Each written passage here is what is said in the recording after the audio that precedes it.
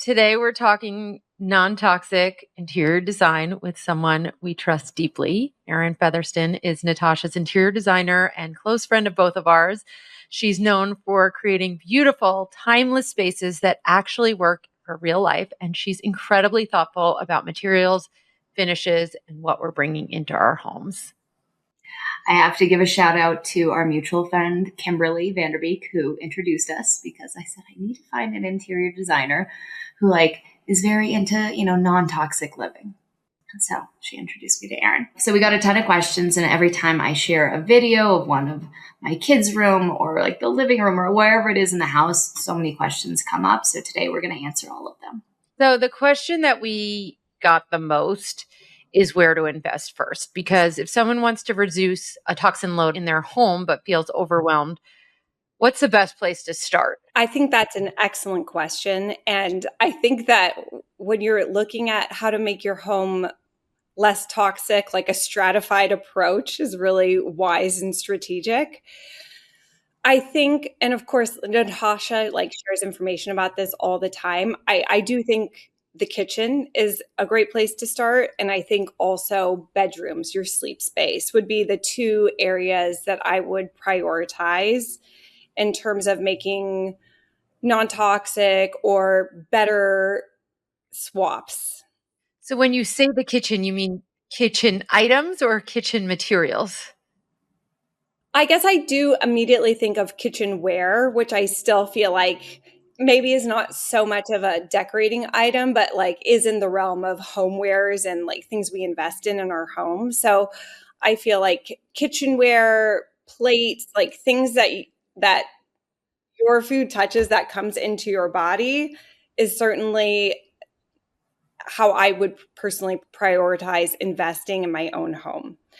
From there, had a hot map of where people spend the most of their time. I think that's why Erin's saying the bedrooms too, because assuming your kids sleep well or sleep with you 12 hours, right? So that's half the day that they're spending that time in their bedrooms. And so that's a way to prioritize that.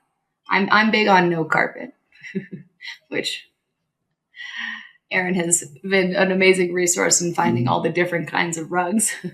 Okay, wait, we're skipping a floor. Two things. Okay, so we said the kitchen thing, and we can link all of Natasha's cookware stuff here because we know that those are great swaps.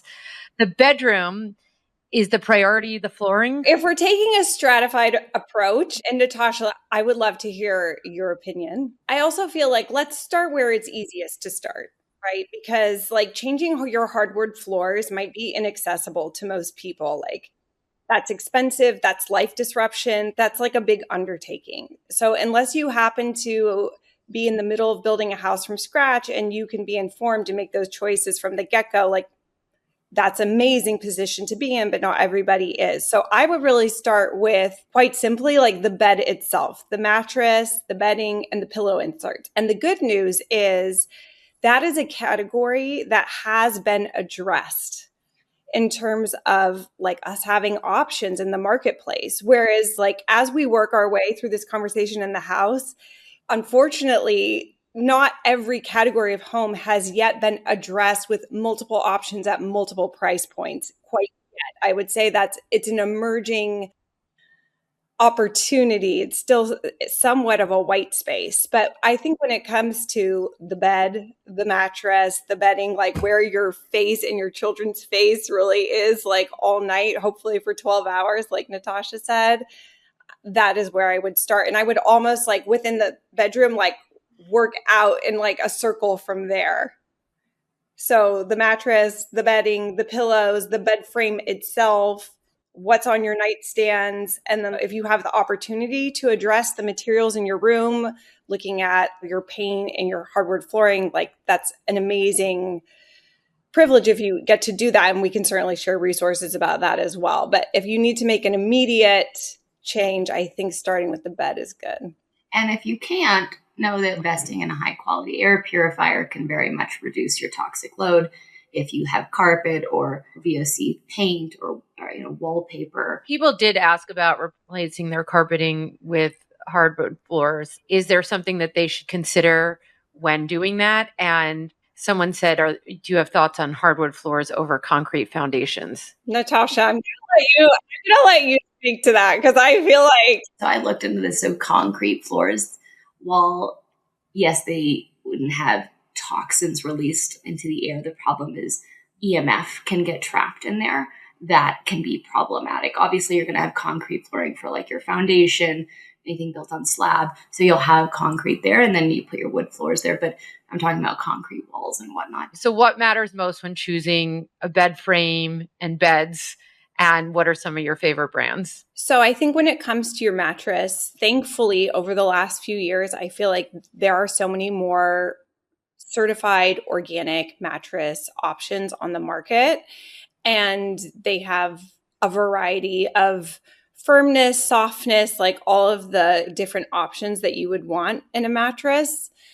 I think like my top 3, my personal mattress is from Boll and Branch. And it's an organic mattress, and I love it because it actually also has spring coils in it. And just for me, just from an ergonomics point of view, that is more supportive for me than many of the other organic mattresses are like different layers of organic latex and wool and wonderful ingredients. But I feel like something about this particular mattress is just very ergonomically supportive. But for clients, I have gotten many mattresses from the Futon Shop, which has really an excellent variety of internal ingredients. If you are a vegan, you can find something there. If you want to get really specific about, what the animal was, like they have a lot of options. Holy Lamb Organics is also an excellent resource that, like, for example, our friend Kimberly, I know all of her kids' beds are Holy Lamb Organics. I feel like those are excellent options. And in terms of bedding, we love Coyuchi. I feel like all of the bedding is Coyuchi. I wanted to share that a really great priced option that I recently found, and I tested out on my own kids' beds, and I'm really loving it. I found it from Quince. Now, not everything is certified organic from them, but if you go on Quince and you use the search bar to just put in organic, you'll find like a couple of bedding options, and I got them, and they're like an excellent price point and really wonderful. So that was an exciting find.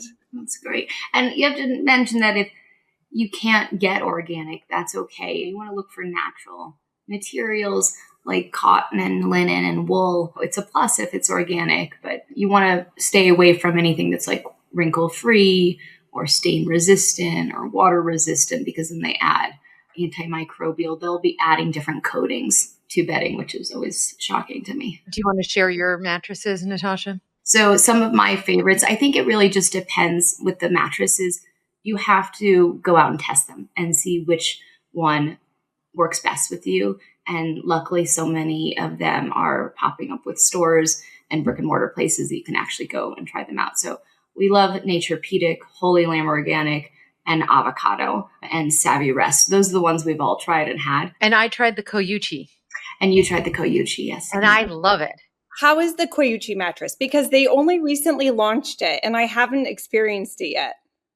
I'm obsessed with it. I was excited that they launched a mattress. Okay, so going back to the bedroom, any thoughts on like dressers, bookshelves, storage pieces, that kind of thing? From a health perspective, I think you are best off if you can go for a solid wood frame versus an upholstered option, unless you're able to work with someone to do like an inside. Sometimes the companies call it an inside green construction, but a lot of times you'll have foam or different like padding inside an upholstered bed. That's not ideal in terms of it could have flame retardant, it could have chemicals, it could have petrochemicals embedded in there. So I think it's always safer and cleaner from a toxicity point of view to do a solid wood bed. It's not as cushy. Like I do feel often conflicted about this because I feel like I'm a mom of 3 boys and they are not chill. Like they're like rustling in bed and I always feel like, oh my God, like someone's gonna like bang their head on this wooden headboard. But There are things you can do, getting like a body pillow or a big cushion that you can sort of like soften it. I've taken all of my pregnancy pillows and put them on the kids' beds throughout the years. And I would say basically the same logic applies to the other bedroom furniture, is like solid wood, ideally not put together with glues and not with MDF, would be the best choice from a health and toxicity point of view. And if you do have to get those things, you can always off gas them. And I remember trying out I can't remember the brand that we had, but it did smell. This was a while back, and we were in LA, so it was easier. Kept it outside in the sun and just let it off gassed for like a week. I agree. I've done that so many times. If you are looking for a better option, things that I look for when I'm looking at, we call it case goods, like wood items, things that say FSC wood, solid wood. Things I try to not get are anything that's MDF. If it says it has a veneer, I try and do a deeper dive to understand what does that mean, because that in some cases it can mean you have like a plywood base and they've taken higher end wood species veneer and they're gluing it on, but not necessarily. Sometimes you could have a veneer and it's applied in a less toxic way. So there's actually a relatively new brand that came out that is speaking to people who want non-toxic. It's called Medley Home. They're great. I mean, I wish I look forward. My first non-toxic couch was from Medley Home. I look forward to them expanding like their offering, because it's like they're just doing a mid-century aesthetic. They actually have like a pretty good variety of nightstands, dressers, case goods that are FSC certified, solid wood. So that's ideal. Ethnic Craft is a great resource that I've used. Even Avocado actually has made some bedroom furniture. You have to read the fine print there. Not every single one has a lot of information about the origin. And I find that to be the case in general. Like a lot of times it requires deeper digging than the information provided in just a product listing. The Futon Shop has some good options for wood homes. Kalon Studios, Firm Living. And then I recently found a maker called What We Make, and they're doing a lot of just like simple classic shapes in solid wood. And honestly, this is where sometimes just going on Etsy can be great, is like finding like a local woodworker. And usually, there's a lot of great craftsmen on Etsy who can really make you anything you want. And then you can dialogue with them about exactly the wood, how it's made, what the joinery is, how it's prepared.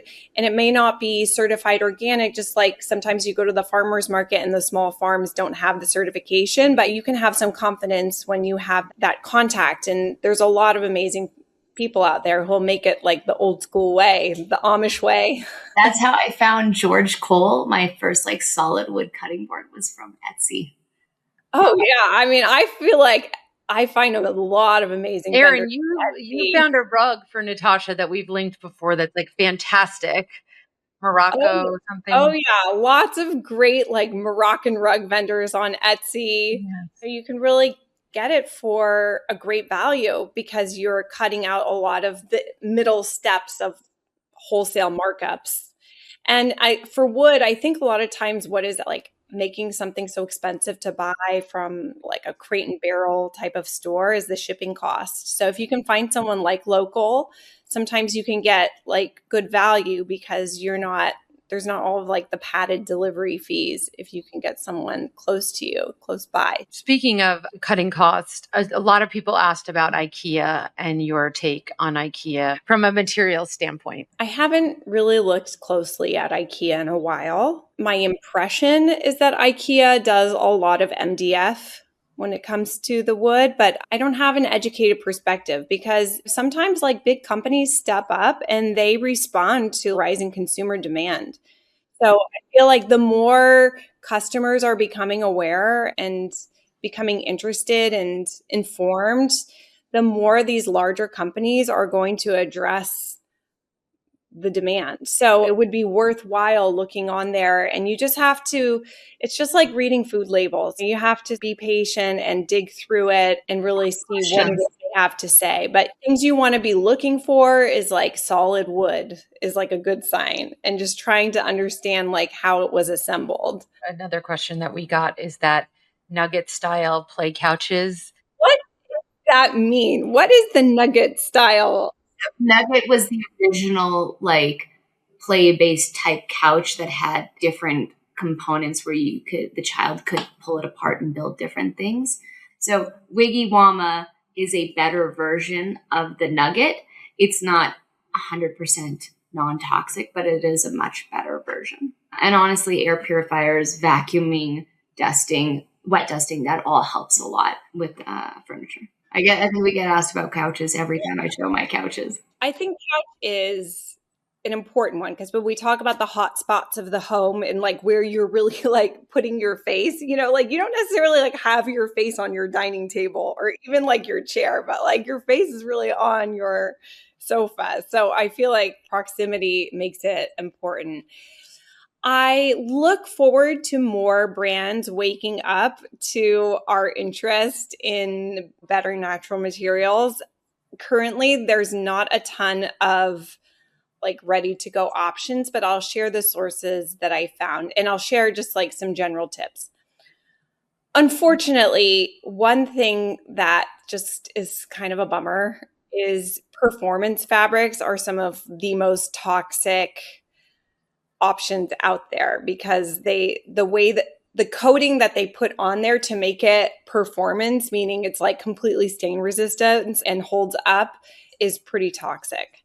So I feel like it's so tempting to go for the performance, and I consult with family homes all the time, and I feel like everyone wants the performance fabric. And like I said, I have 3 boys. I totally get it. But I guess I would say that it's better to go into a wool. I call it wool is like nature's performance fabric, and it can stand up pretty well. So I feel like wool, and anytime you're getting like the more textured your upholstery fabric is, I think the more forgiving it is to wear, tear, and stains. If you were to get like a very fine, very flat linen, I feel like that shows a fingerprint, even though it's like a natural fabric. If it's grittier and grainier, like the more texture it has usually, like the better it's going to hold up. So when you're looking into your fabric options, I would advise to try and go another route than performance and go into a natural fiber, and wool is the best. And anything that's going to have texture will hold up for you from that like durability, not getting dirty point of view. And so you did on one of our couches putting sheepskin throws on the couches. And those are amazing, especially because like you throw them out in the snow and to clean them and in the sun, and they come back so much better. Wait, explain the theory on just throwing that. Does that like save your couch or something? Why do I need sheepskin on my couch? For the look of it, or is it doing something great to like absorb toxins? If you can't get like a non-toxic couch, put a sheepskin throw on it, you know? And to lay your head like so you're not laying on the toxin? I mean, I did it because it's like comfy here because it's like, you know, cold out. It's not that cold out right now. I mean, for you guys, it's cold. It's not cold for me. It's also a good strategy if you're not getting performance fabric, and let's say you're just someone who just likes a light colored couch. Like now you're layering on it, you're kind of giving yourself like more protection on the couch. Where do you buy your sheepskin? Oh, Overland. Oh, Overland, yeah. Well, I'll share with you where I have been able to source organic couches. Oh, please. So it doesn't mean you need to do this, but in case you want to, at least you could know where to start looking. The Futon Shop actually has become like, I feel like it's my secret weapon for organic couches. They have a couple of styles, but what's great about them is they're very willing and able to customize. So they actually have a great fabric library of organic fabrics. And just like with their mattresses, they have a lot of different ways you can approach the filling, the innards of the couch or sofa. So let's say you're vegan and you want an organic sofa, like they have an option for that, which I think is really nice. And they have different wools, even like camel hair. They have a lot of different fillings, and they have, I think, enough options of silhouettes that you can create something. So like the green sectional in Natasha's home came from them, for example, and so did the white sofas. So they've been a good resource. There's an LA-based brand that's like a great local family-owned brand called Cisco Home. They're a bit of a higher price point, and everything is custom made to order. I don't think they have something just like quick ship, but they have an option on any style. You can request inside green. And that's how, you can choose basically the fabric you want for the exterior. And they do have a range of certified organic upholstery fabrics. And then you can make the inside of it inside green, which means it's free of petrochemicals and it's made with organic materials. Medley Home does have a few upholstered items, so thank you for that. I hope they keep on growing. I had my first like sofa couch that was like turned into a bed. That was like my love seat couch from them. There is a multi-brand website, which I think is worth knowing about. It's called urbannatural.com. It's URBN natural.com. Now, you still have to read the fine print of every single item on there, but they're really an e-commerce multi-brand store, and they're doing a great job of curating an all natural, some truly organic furniture mix. So sometimes when I'm stumped or I'm looking for like something really specific in my go-to vendor matrix, I go on there just to see what they have. And they have everything from like truly Amish country, very traditional, to some like cooler brands that are doing more modern shapes and silhouettes, which is always appreciated. There's an upholstery brand, but I have not bought anything from them. But Natasha, I think you have. So I kind of am like curious about them. I've got to find out more, but they're called Rowe, ROWE, and they seem like they're also doing some more organic upholstery options. Have I? I don't know. I think you told me you got a glider from them. Oh, yeah, that was a while back. Okay, well, that's just like one to look into, but I feel like that's a good cross-section of categories. So if someone's listening feeling overwhelmed and behind, what's the most reassuring advice you could give them? I feel like you can start small, and even starting with what you have and just even adjusting your habits and practices can be that first small step. Just like you were saying, Natasha, like adding an air filter or more frequent cleaning is even like a great first direction. I would never want anyone to feel like overwhelmed. I've got to replace my whole house because that is a really overwhelming feeling. But I think you can start small. Like you can get organic bedding from Quince at a very easy price point if that's a place you wanted to start. Like maybe it's just a new sheet set or pillowcases. Natasha, what's your advice on that?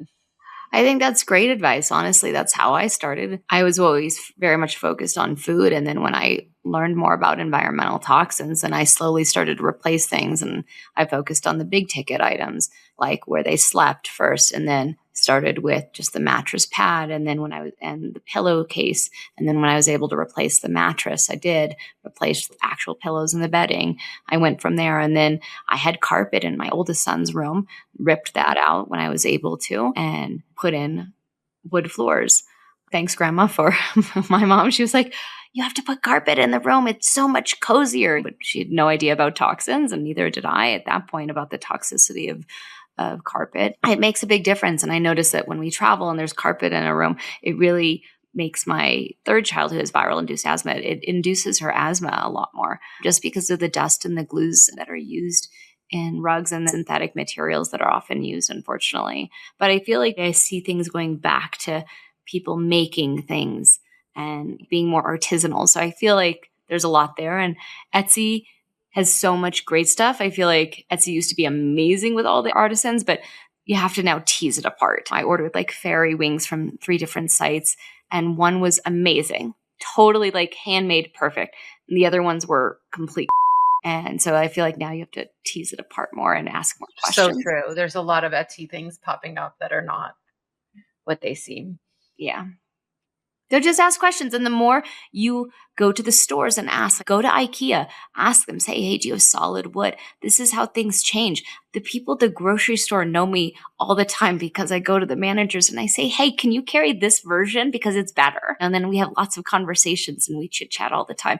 But you get to know the people, in your community and in the stores, and they will start to make changes. They listen. I love that advice. And, we can also link a lot of the Etsy ones that you guys have found so that people can start with some of those here. Any last words of wisdom from you, Erin? Do we want to maybe get a little into rugs? So in terms of rugs, not carpeting, definitely like a fan of area rugs. So there's really only one place that I know of that has like truly certified organic rugs, and that's Organic Weave Rugs. In some cases, I find that the price point is not so far away from like a Crate and Barrel or Pottery Barn, and she does offer sales once in a while. But if you were not going to do that, I think getting a wool rug or anything that's just basically like 100% a natural material, and there's a lot of people out there who make them. And we found really great options on Etsy. You just basically want to get away from anything that's got like the polyester synthetic fibers blended in. So if you can get yourself 100% wool rug, I think that is a great choice. And they're out there at many different price points. So since the sustainability movement has been so successful and wide sweeping, I think you have a lot of furniture companies that are talking about sustainability, which is great because, of course, we're all like connected in one ecosystem of like what's good for the environment is also going to be good for our health.